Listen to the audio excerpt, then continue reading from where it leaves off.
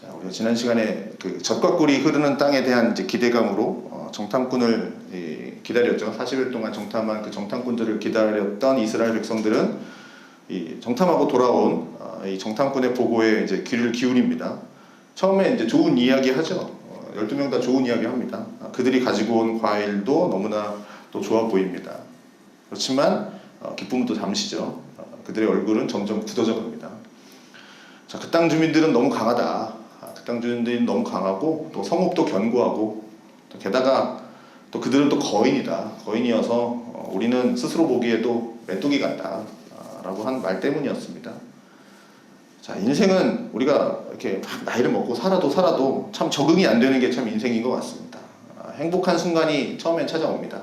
행복해요. 그런데 금방 그 행복이 오래가지 않습니다. 마치 뭔가 이렇게 세상이 시샘하는 것처럼 그 행복을 금방 뺏어가 버립니다. 그리고 곧바로 오는 건 뭡니까? 불안과 걱정이 이제 찾아오기 시작을 합니다. 자, 그래서 우리는 인생을 사는 내내 이게 내일 다음날 무슨 일이 일어날지를 모르니까 염려, 걱정, 불안이 있습니다. 그러니까 뭔 일이 일어날지 모르니까. 여러분도 아마 내일이 어떤 일이 일어날까? 내일 아니면 지금 끝나고 예배 끝나고 무슨 일이 일어날까? 걱정하시는 분이 있을까요? 그렇게 이제 이 절망과 이 소망 사이에 서서 절망을 택했던 절망편에 섰던 이 이스라엘 백성들 절망이 택했습니다. 그걸 지난주에 봤고요. 자, 그들이 이제 대략 한 200에서 300만 명 정도 이렇게 굉장히 많은 수의 사람들인데 그 많은 사람들 중에 그 200에서 300이나 되는 많은 사람 중에 딱 두 사람, 여호수아와 갈렙. 똑같은 사람, 똑같은 상황. 절망에 빠질 수밖에 없는 상황이었지만 이 두 사람만 다른 반응을 보였다라는 거죠. 절망이 아니라 소망을 택했다라는 겁니다. 그러면 그들이 같은 상황에서 절망이 아니라 소망의 반응을 보일 수 있었던 이유가 뭐일까? 좀 이걸 보고 싶고요. 또 그 절망 속에서 소망을 가지고 하나님을 따르기 위해서, 소망을 딱 갖고 하나님을 따르기 위해서 우리에게 필요한 게 뭔가? 오늘 본문의 말씀을 보면서 그것을 좀 나누려고 합니다. 자, 우선 소망의 편에 선 갈렙을 좀 보도록 하겠습니다. 그러나 내 종 갈렙은 그 마음이 그들과 달라서 나를 온전히 따랐은즉 그가 갔던 땅으로 내가 그를 인도하여 드리리니 그의 자손이 그 땅을 차지하리라. 자, 갈렙이 이 200에서 300만 명과 다른 딱 두 가지가 있었습니다. 다른 차이점 두 가지가 있는데 첫 번째는 그 마음이 그들과 달랐다.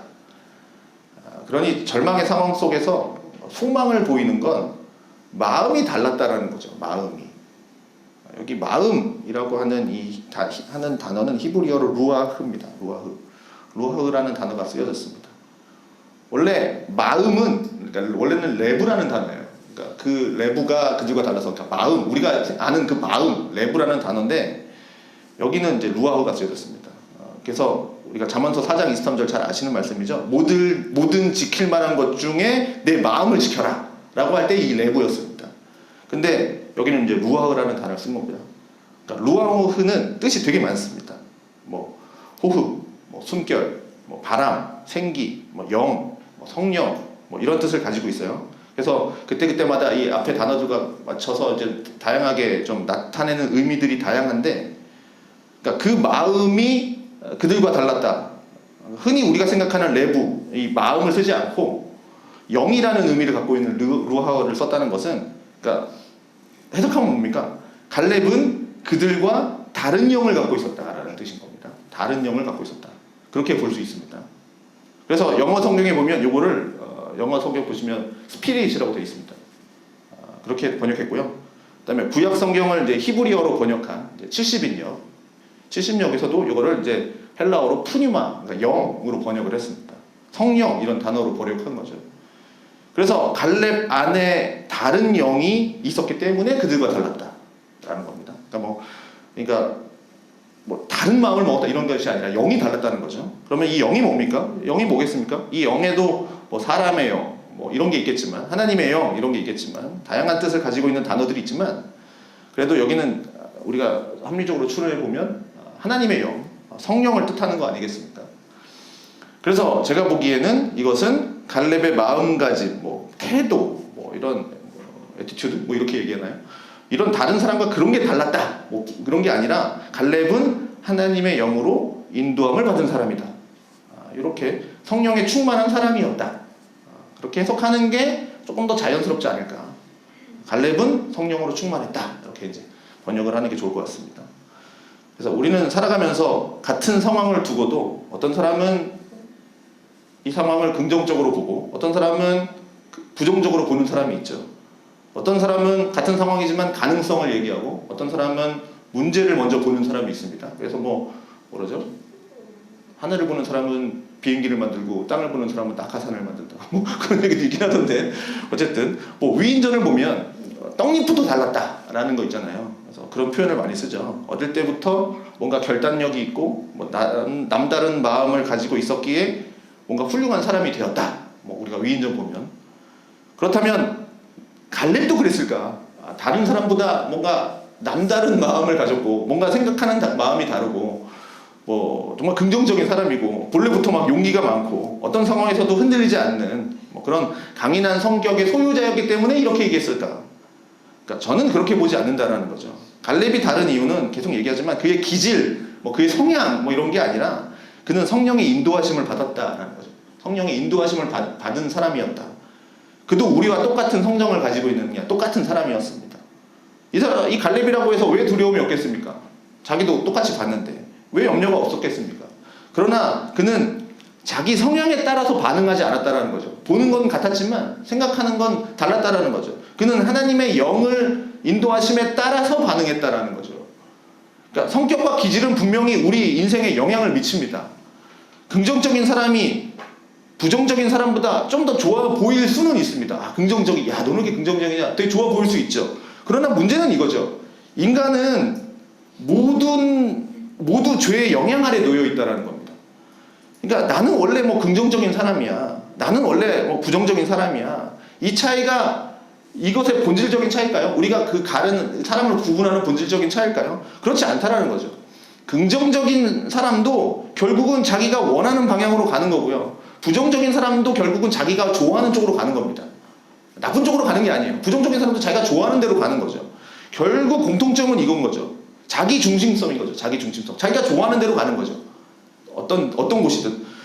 긍정적 사고냐, 부정적 사고냐의 문제가 아니라 누가 내 마음을 지배하고 있느냐의 차이인 거죠. 자, 정탐꾼의 보고를 듣고 절망에 빠진 이스라엘 백성들이 아까 얘기했지만 200 혹은 300만 명. 자, 그 많은 사람들이 그러면 여호수아 갈렙 빼고 선정적으로 다 부정적인 사람이었냐? 299만 8천 명, 8,888, 9,990, 어쨌든 명은 다 부정적인 사람이었느냐? 그렇지 않았을 겁니다. 그들 가운데에서도 분명히 낙천적인 사람이 있었을 거고 긍정적인 사람, 용감한 사람, 리더십 있는 사람 다 있었겠죠. 그 300만 명 안에. 그런데도 왜 모두가 다 절망을 했을까? 그들의 반응은 성격적인 문제가 아니라 그러니까 믿음의 문제, 성령의 인도하심을 받지 못한 상태의 문제였다라는 거죠.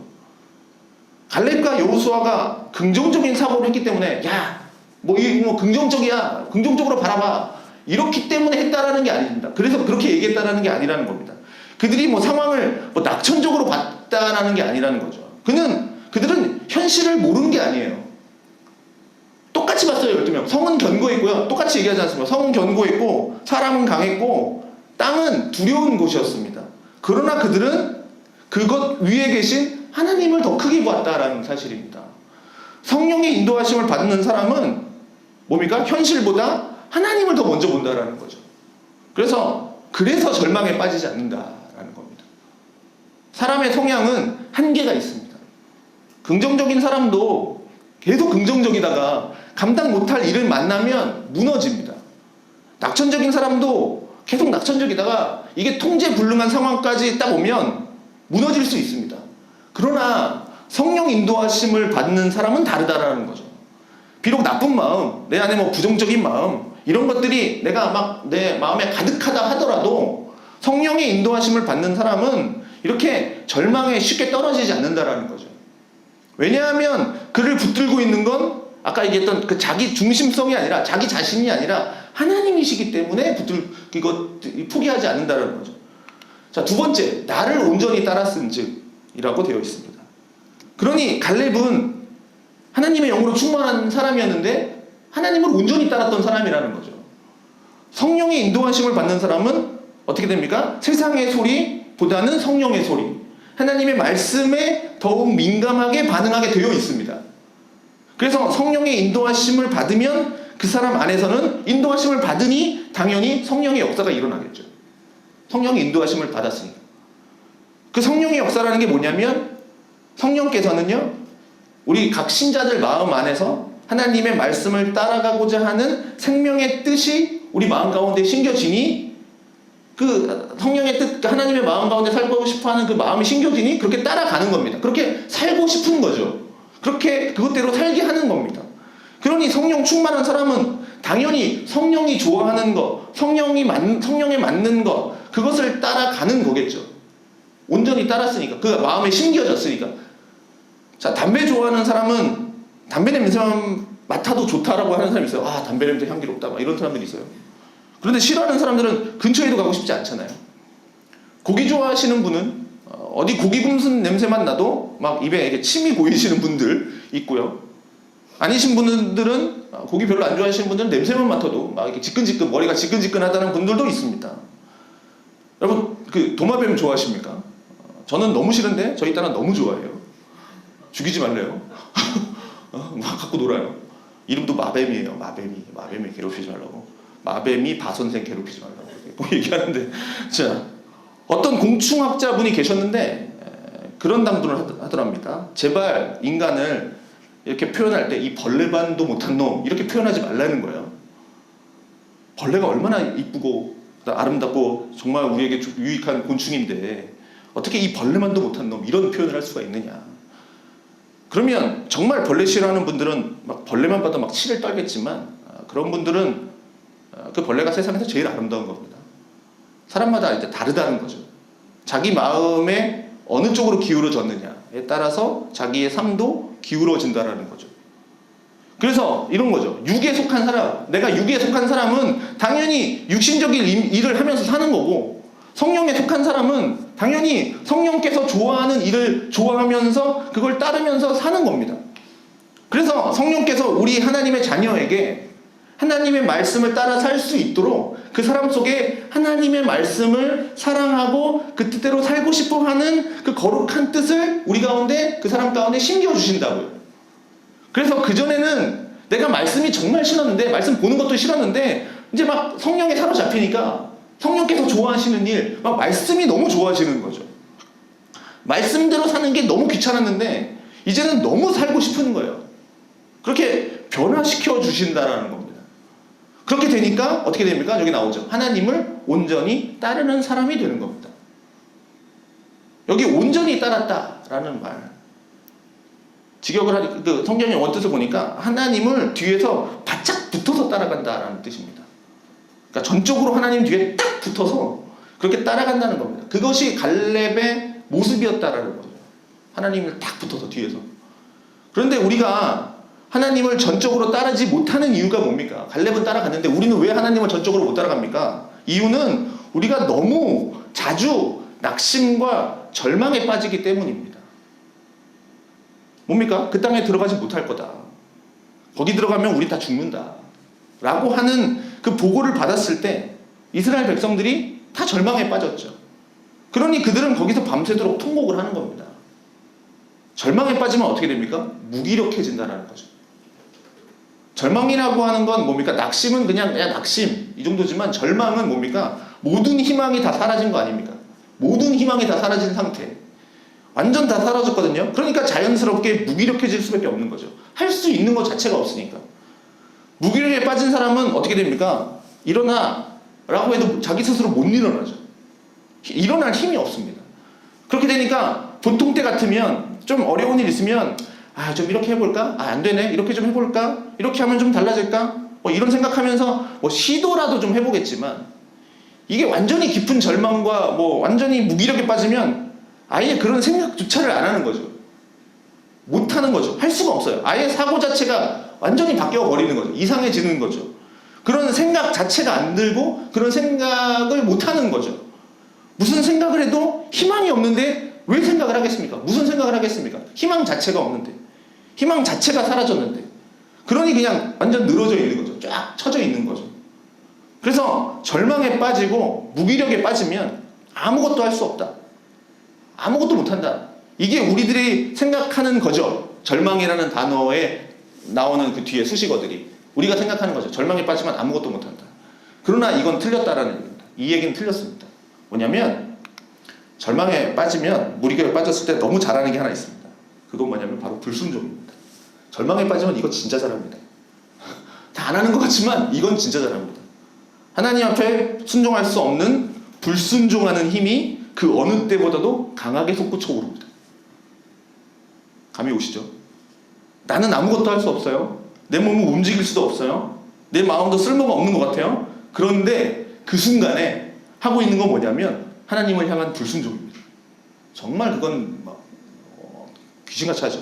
그런데 이건 그 어느 때보다도 강력한 힘으로 불순종하고 있다는 겁니다. 모든 사람은 죄를 범하면 마음이 이렇게 굳어지죠. 마음이 완악해집니다. 굳어집니다. 그래서 마음이 굳어지면 하나님을 향해서 반응을 할 수가 없죠. 반응을 못합니다. 반응을 할 수가 없습니다. 마음이 굳어졌으니까. 그렇지만 그 어느 때보다도 그 어떠한 죄보다 이 원망, 불평, 낙심, 절망, 이러한 죄는 사람의 마음을 더욱더 급속도로 완전히 굳어지게 만들어버립니다. 그리고 이렇게 마음이 굳어지면 어떻게 되냐면 담대함과 또 용기가 생깁니다. 이거는 이제 안 좋은 의미의 용기가 생깁니다. 담대함과 용기가. 자, 경건. 그러니까 경건의 특징을 제가 말씀드렸던가요? 경건의 특징이 뭐냐면 경건한 사람은 주의 깊음이 있다라고 그랬습니다. 주의 깊음이 있어요. 그러니까 경건한 사람은 함부로 살아가지 않는다라는 겁니다. 늘 조심합니다. 경건한 사람은.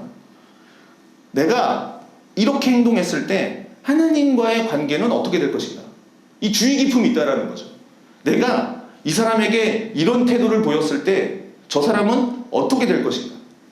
나와 저 사람의 관계는 어떻게 될 건가? 이런 주의 깊음이 있다라는 거죠. 그렇게 늘 주의 깊음으로 생각을 하고 조심스럽게 단어나 이런 것들에 대해서 한 걸음 한 걸음 마치 살얼음판에 발을 조심스럽게 내딛는 것처럼 그렇게 조심스럽게 걸어가는 것이 경건한 삶인데, 경건함이 없는 사람들은 그냥 주의 깊음이 없어요. 그냥 마음대로 하는 거죠. 에라 모르겠다 하고 그냥 막 부딪혀버려요. 막 가서 갖다 막 부딪혀버립니다. 그러니까 사람들 아프게 하고 사람들 괴롭게 하고 그리고 자기도 아프고 그러는 거죠. 그래서 절망에 빠져서 이렇게 마음이 완악해지면, 그러니까 굳어지면 이런 조심성도 사라지고, 그러면서 아까 얘기했던 그 담대함, 막 용기도 막 생기면서 오히려 하나님의 말씀에 대한 불순종하는 그런 담대함으로 살아가는 겁니다. 그러니 몸은 움직이지 못하고 마음도 내 뜻대로 되지 않지만, 그런데 이 마음은 불순종함으로 힘차게 달려가고 있는 겁니다. 왜 그러냐면 하나님 앞에서 원망의 감정이 생겼기 때문이에요. 하나님께 원망하기 때문에, 지금 하나님께 불평이 생겼기 때문에 그건 하나님을 미워하기 시작한 거예요. 하나님이 미우니까 어떻게 해버리는 거예요. 왠지 아십니까? 우리가 이렇게 표현하죠. 우리가 미워하는 사람이 있다고 생각해요. 미워하는 사람이 있으면 그 사람 싫어하는 거 하고 싶죠. 그 사람 앞에서 막 싫어하는 거 하고 싶지 않습니까? 미워하는 사람 생기면. 이게 나이가 먹으면서 이제 그런 것들을 자제하긴 하겠지만 하잖아요. 그 사람 싫어하는 거 더 해가지고 야, 너 고통 좀 받아봐라. 쌤통이다. 그렇게 하고 싶은 게 우리 인간들의 마음이지 않습니까? 이게 성인이니까 그걸 참고 있는 것 뿐이지. 그러니까 이거예요. 하나님이 미우니까 하나님이 싫어하는 거, 하나님이 원하시지 않는 거, 그런 거, 그러니까 원하시는 건 안 하고 하기 싫은 거, 하나님이 싫어하는 거, 그런 일을 막 더 적극적으로 하는 거죠. 하나님 싫어하는 거. 그럴 때 우리의 영혼은 어떻게 됩니까? 더 어둠 가운데 빠지는 거죠. 더 어둠에 빠져서 이 악한 것들이 우리에게 더 힘을 막 주면서 더 힘차게 막무가내로 불순종으로 막 달려가는 겁니다. 그러니 이스라엘 백성들이 그들의 보고를 받고 어떻게 됩니까? 밤새도록 통곡하고 그 다음에 원망하고, 그리고 그들이 했던 건 뭡니까? 무모함입니다. 무모함. 그게 커져서 그냥 우리 어차피 죽을 거 어떻게 해요? 애굽으로 가자, 돌아가자. 무모해지는 거죠. 우리 지휘관 따로 세우고 애굽으로 가자. 이게 뭐 무모하게 막 얘기하지 않습니까? 자, 왜 무모할까요? 애굽으로 가면 죽을 거 뻔하거든요. 애굽에 가면 뻔히 죽을 거거든요. 가는 길에 죽을지도 몰라요. 그런데 거기까지 생각이 안 되는 겁니다. 애굽에서 뭐 좋게 나왔습니까? 막 뒤에서 죽이려고 쫓아왔는데 가면 죽는 거거든요. 그냥 담대한 거예요. 그냥 몰아치는 겁니다. 그게 하나님 떠나서 절망 가운데 있는 사람들의 특징입니다. 그에 비해서 갈렙, 똑같은 상황이었지만 하나님의 뜻에 순종하고 있었다라는 거죠. 하나님의 말씀에 어떻게 해요? 전적으로 따르고 있었다라는 거죠. 그 상황에서 갈렙은 절망하지 않습니다. 하나님이 보여주시는 길을 찾고 있습니다.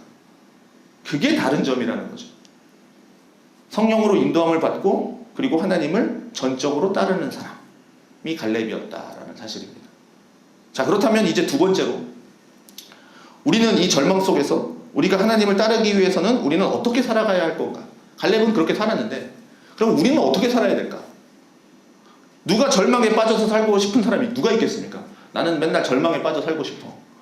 우리는 다 소망을 갖고 싶어 하죠. 그럼 우리에게 필요한 게 뭘까요? 우리가 어떻게 살아가야 될까요? 세 가지를 말씀드리겠습니다. 첫 번째, 인생 속에서 하나님이 하신 일을 기억하라라는 겁니다. 우리의 믿음을 지켜나가는 좋은 방법 중에 하나가 과거를 돌아보는 겁니다. 과거를.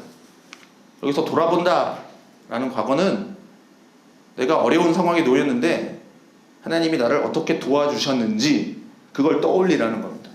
하나님이 나를 어떻게 이끌어 가셨는지, 도와주셨는지. 그래서 나를 어떻게 여기까지 인도해 오셨는지, 어떠한 사랑으로 나를 여기까지 보호해 주셨는지 그거를 떠올려 봐라 라는 겁니다. 만약에 우리 인생에 어떤 큰 일도 없이 그냥 평탄하게, 그냥 아무런 그거 없이 평탄하게 삶을 살아간다면 우리가 어떨까요? 여러분 그냥 평탄하게 그냥 쭉 갔다고 생각해 보십시오. 아무런 인생의 굴곡 없이. 집사님 잘 지내셨습니까? 네. 별일 없었어요? 무슨 별일이 있겠습니까? 그냥 똑같죠. 우리 늘 이런 식으로 인사를 하지만 그렇게 말하는 우리 마음속에 사실 별일 많지 않습니까? 우리 가운데 별일 많지 않습니까? 별일이 얼마나 많습니까? 그렇지만 이제 그걸 말하기가 뭐하니까 그냥 말을 안 하는 거죠. 말을 하면 이제 길어지니까. 그리고 별일 없다고 해도 믿는 사람 없죠. 별일 없습니까? 별일 없어요. 그거 믿는 사람 거의 없죠. 그런데 정말 별일이 없다고 한번 생각해 보십시오. 진짜 별일이 없어요. 그럼 우리 인생은 어떻게 될까요? 우리 인생에 정말 많은 굴곡들이 있습니다. 여러분 다 굴곡 있죠. 달리 말하면 그 굴곡은 하나님이 주신 축복이라는 사실입니다. 우리의 이 굴곡진 삶은. 예전에 제 부교육자 때 추수감사 주일에는 특별하게 좀 청년 사역을 했으니까 특별하게 이제 청년들과 이제 특별하게 예배를 드리길 그런 이벤트 되게 좋아하잖아요. 그래서 원서클 예배라 그래서 이렇게 예배를 드리는 게 아니라 둥그렇게 이제 앉아서 찬양도 이제 둥그렇게 하는 거고. 그래서 앉아서 앞뒤로 이렇게 해서 예배 후에 이제 감사 제목을 하나씩 이제 나누는 시간을 가졌습니다. 내가 좋아하는 찬양, 왜 이 곡을 골랐는지, 그다음에 나의 한 해 동안 감사 제목들 이렇게 서로 이제 나누는 겁니다. 그러면 이제 한 명씩 얘기를 하겠죠. 저는 뭐 이런 게 감사했습니다. 뭐 이런 게 있었는데 이때 너무 행복했습니다. 뭐 이야기를 합니다. 처음에는 뭐 이렇게 얘기하겠죠. 1년 전에 참 힘들었는데 뭐 지금 좋았습니다. 이렇게 이제 한두 명 넘어가요. 근데 어느 한 명이 이제 시작하죠. 눈물을 쏟습니다. 갑자기. 자, 그러면 그리고 이제 막 이야기를 쭉 이어갑니다. 5분짜리가 막 10분이 되고 막 20분이 됩니다. 자, 그럼 또 우리는 또 열려있죠. 마음이 또 열려있기 때문에 또 그걸 다 들으면서 공감해주고 격려해주고 위로해주고 이제 그러면서 이제 듣죠. 상대방의 이야기를 들으면서 이제 또 내 인생도 돌아보게 되죠. 내가 어릴 때 이렇게 살았는데, 부모와의 관계는 이랬는데, 내 꿈은 이거였는데, 하나님은 이렇게 나를 만나 주셨지 등등의 이제 것들을 좀 이렇게 떠올리면서 나도 막 이렇게 그 말에 이제 오버랩 되면서 내 인생도 좀 돌아보게 되고. 자, 그거를 이제 만약에 내가 그래프로 그려본다면 우리 인생의 그래프는 누구도 일직선으로 가는 사람은 없을 겁니다. 굴곡이 엄청나게 있겠죠. 좋을 때도 있고 나쁠 때도 있고 왔다 갔다 하면서 굴곡진 인생을 사는 건데, 그런데 그 굴곡진 인생의 곳곳마다 하나님께서 함께 하셨다는 거, 그걸 깨닫는 거, 그걸 믿는 게 신앙이라는 거죠. 그 굴곡진 인생 가운데 하나님이 함께 하셨다는 거. 우리 인생의 그래프를 한번 돌아보십시오. 돌아보면 하나님이 그때 그 작은 상처도 낫게 해주셨지. 그때 작은 상처가 있었는데 낫게 해주셨는데 지금 일어나고 있는 이 커다란 일도 하나님이 고쳐주시겠구나 라고 생각하는 그 믿음. 그게 과거를 돌아보는 겁니다. 하나님이 나와 함께 하셨던 그 순간들을 떠올려봐라, 기억해라 라는 거죠.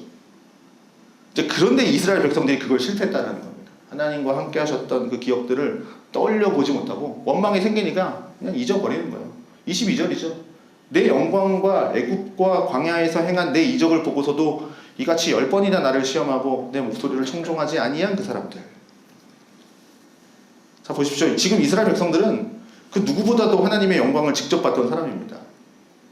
애굽에서 있었던 이 10가지 재앙만 하더라도 정말 놀라운 하나님의 영광을 봤던 거 아닙니까? 이 사람들은 아직 그 출애굽 1세대들이죠. 그러니까 딱 봤던 사람들이에요. 그러니까 홍해 갈라지는 것도 봤고, 그 다음에 그 10가지 재앙도 다 봤던, 하나님의 이적을 다 봤던 사람들인 겁니다.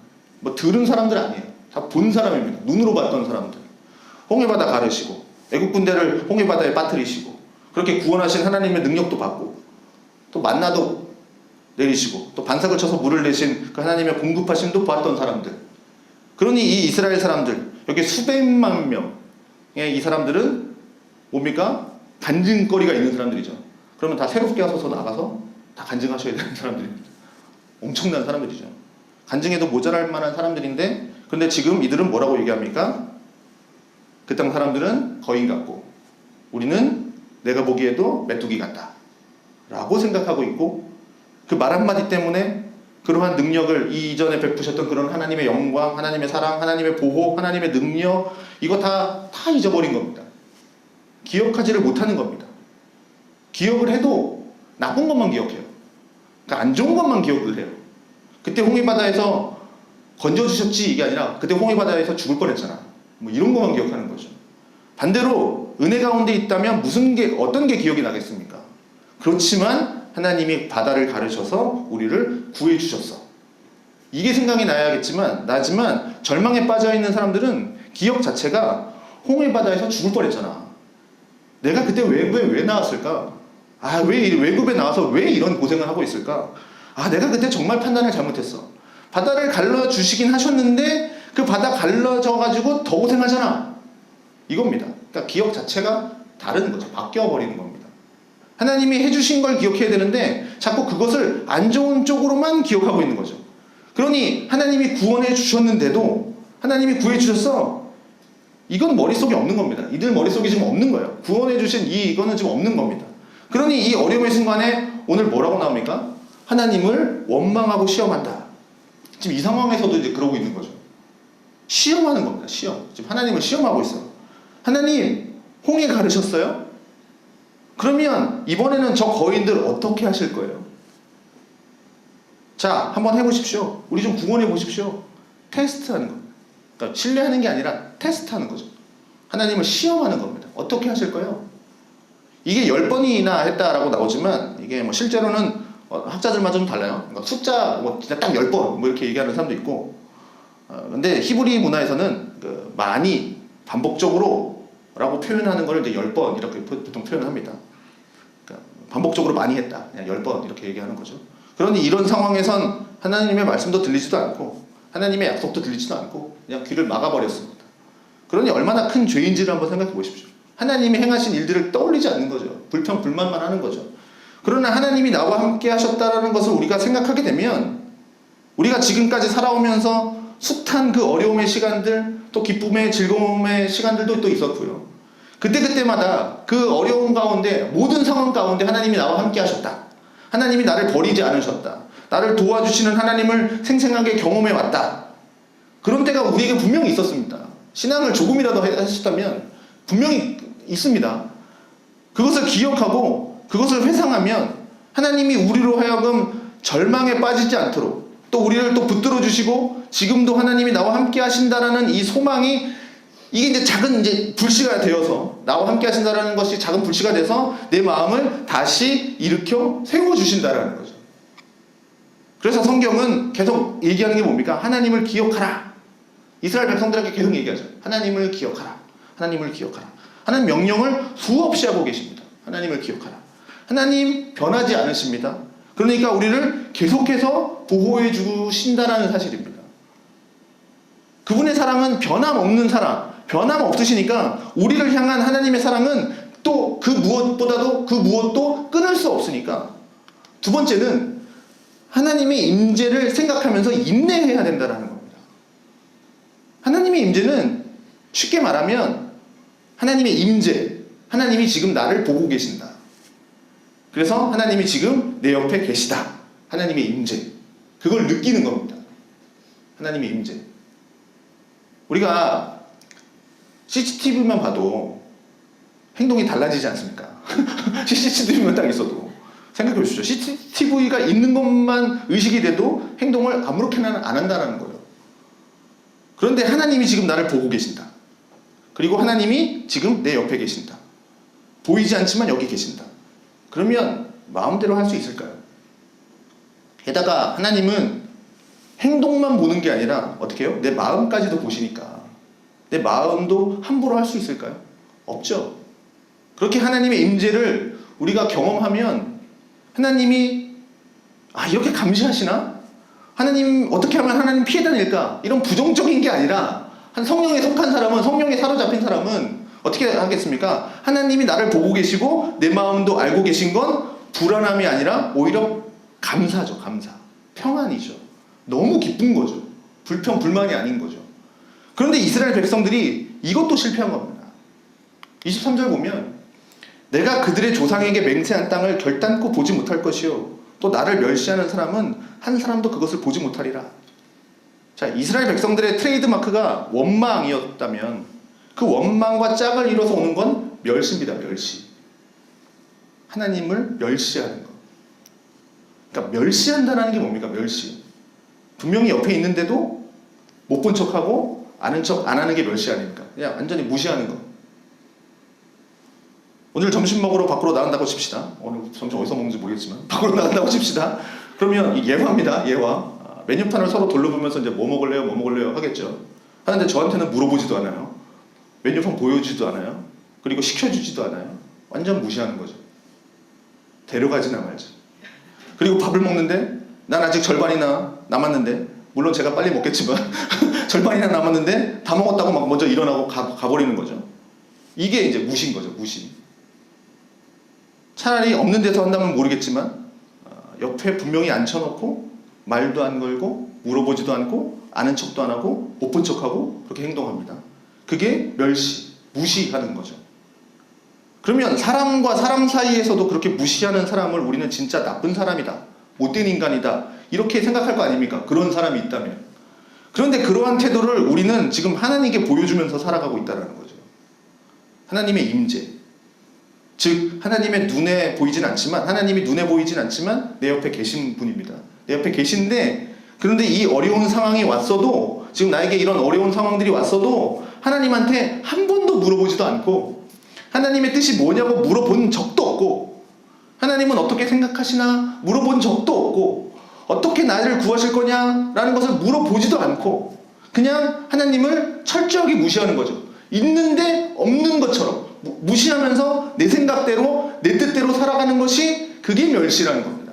이스라엘 백성들이 그렇게 했다라는 거죠. 멸시했다. 하나님 멸시했다. 나를 멸시했다. 그거죠. 그렇게 했다라는 거예요. 이스라엘 백성들이 그렇게 살았다. 그래서 우리는 하나님의 임재를 생각해야 된다라는 겁니다. 저절로 생각이 나지 않는다면, 이게 훈련이 되신 분들은 딱 그냥 바로 아버지 하면서 딱 나오잖아요. 어떻게 하길 원합니까? 이게 나오지만 생각이 나지 않는다면 의식적으로도 생각해야 된다는 거죠. 의식적으로. 하나님이 나와 함께 하십니다. 나와 하나님이 함께 하신다. 하나님이 내 옆에 계시다. 하나님이 지금 나를 지금도 보고 계신다. 하나님 멸시하면 안 됩니다. 무시하면 안 된다는 거죠. 하나님을 멸시하고 막보는 가장 큰 태도가 뭔지 아십니까?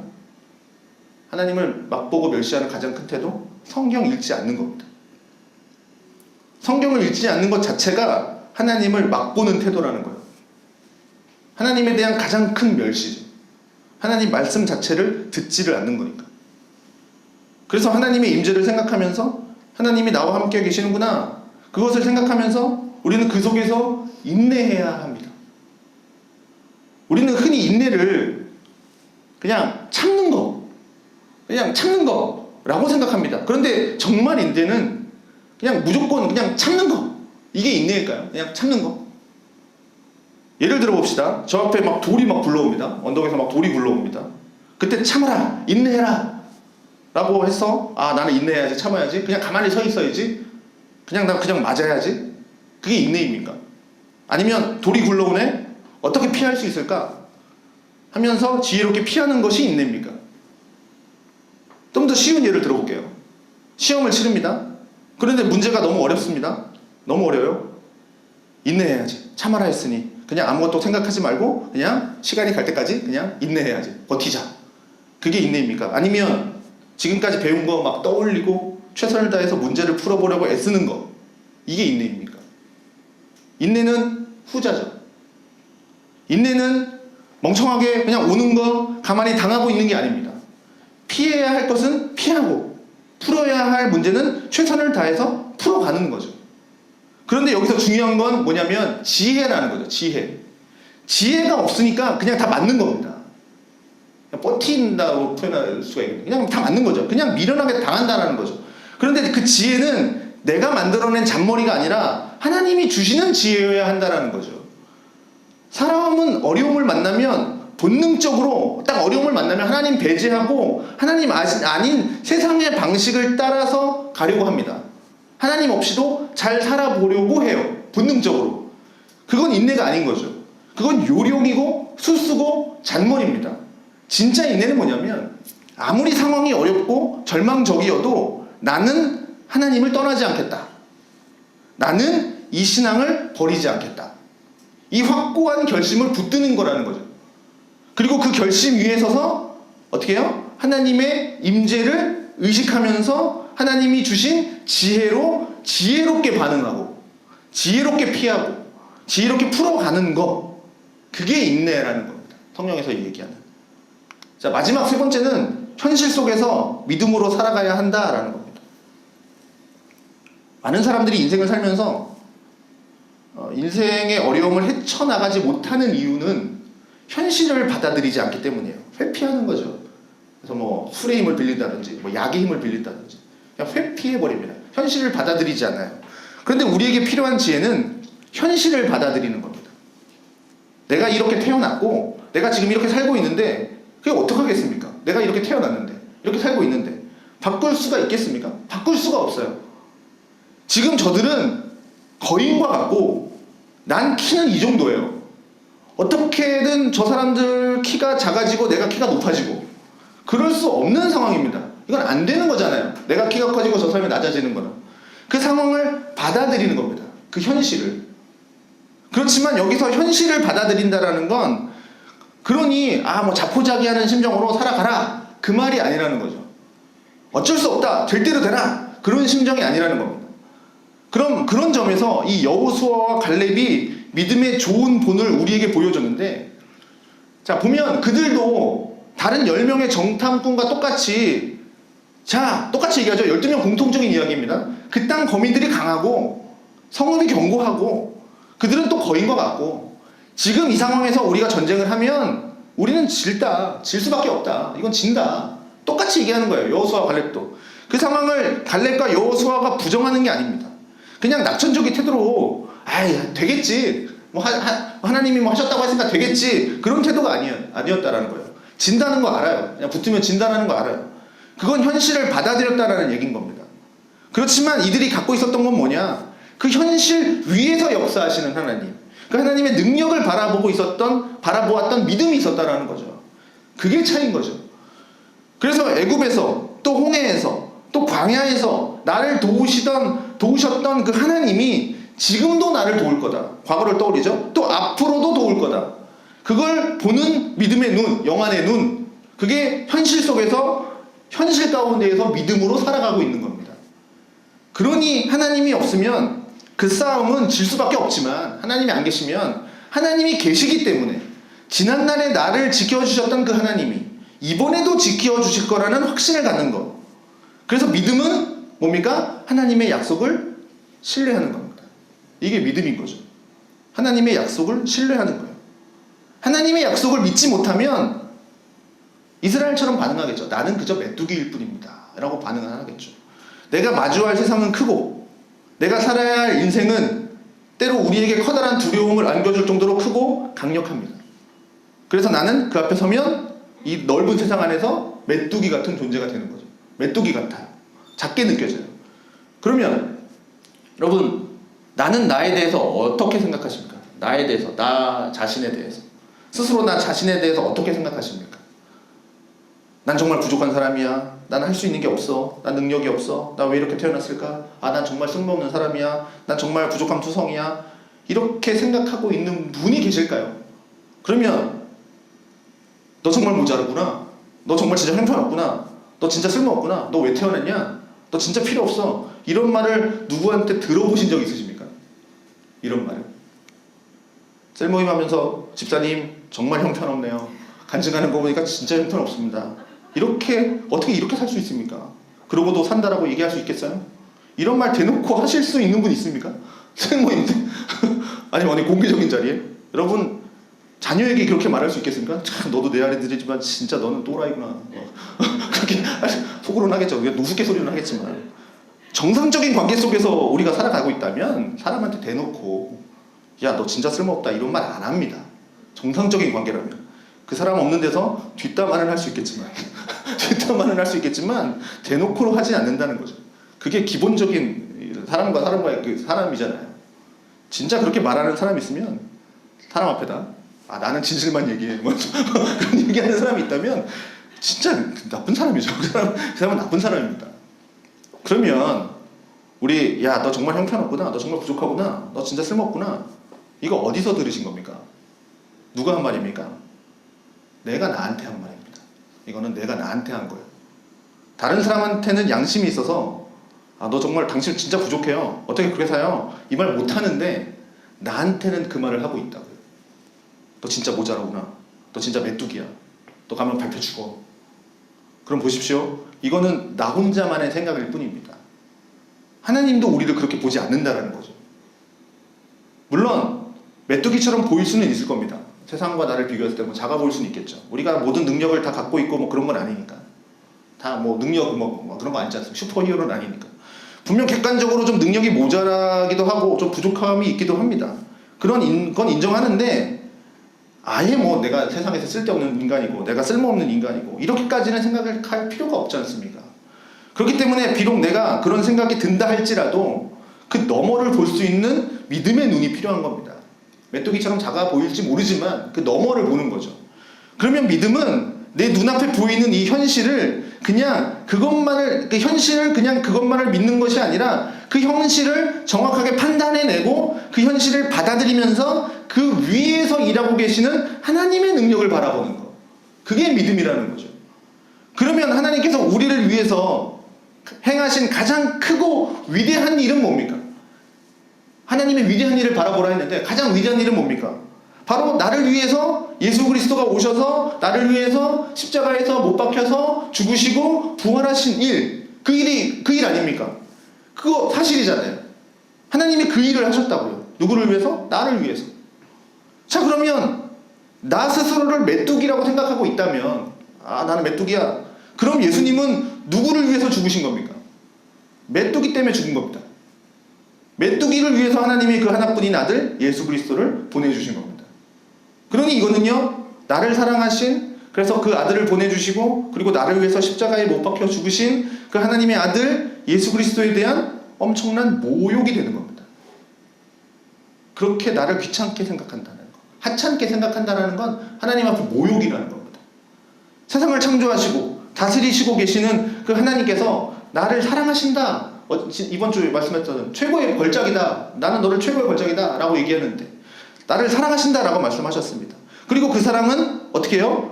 사망이나 생명이나 천사들이나 현재일이나 장래일이나 그 어떠한 피조물도 끊을 수가 없다 라고 말씀하셨습니다. 믿음은 그 약속을 믿는 거라는 거죠. 내가 말씀드렸죠. 하나님의 약속을 믿는 거다. 믿음은 그 약속을 믿는 겁니다. 끊을 수 없다. 내 인생에 절망과 같은 순간이 찾아온다고 해서 아, 하나님의 사랑이 끝났구나. 하나님은 날 사랑하지 않는구나. 이렇게 생각할 이유가 1도 없다라는 거죠. 가나안 땅 코앞까지 가서 마주한 사람들이 거인이구나. 여기서 죽겠구나. 이제 여기까지 인도하신 하나님의 사랑은 가짜였구나. 이렇게 생각할 이유가 조금도 없다라는 거죠. 오히려 내 앞에 있는 이 어려움이라는 것은 뭡니까? 하나님이 나를 사랑하신다는 증거가 되는 거죠. 그 상황 속에서 나를 신실하게 인도해 가실 하나님을 만날 기회가 되는 겁니다. 인생의 굴곡 가운데에서. 평탄하면 과연 하나님을 기억할까요? 그러니 살아가면서 어느 날 갑자기 절망의 순간이 찾아왔을 때 찾아올 건데 그때 너무 당황하지 말라는 거죠.